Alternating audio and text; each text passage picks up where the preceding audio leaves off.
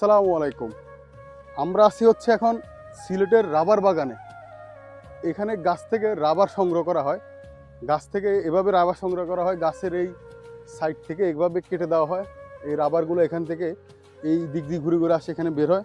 আর এই কৌটার মাধ্যমে এখান থেকে সংগ্রহ করা হয়। এই কৌটাতে এখানে অলমোস্ট রাবার এখনও আছে, যেগুলো সংগ্রহ করছে তারা। এই যে রাবার এখানেও আছে। এই যে কত বড় এক রাবার বাগান। এখান থেকে রাবারের গাছ আছে, সবগুলোর মধ্যে কাটা আছে অবস্থা। সবগুলো গাছ যেমন যেই গাছগুলো একটু বড় আছে, এগুলোর উপরের সাইড থেকে কাটার পরে এই যে নিচের এই সাইডটা থেকেও কাটা হয়। এই যে এখানে রাবার লেগে আছে, এই যেগুলো রাবার, সব রাবারগুলা এই যে নিচে এখানে এই যে সংগ্রহ করার জন্য লাগাই দিছে হচ্ছে। এই যে রাবার সংগ্রহ করার জন্য লাগাই দিচ্ছে। দেখছেন এই রাবার টেনে একদম বড় করা যায়।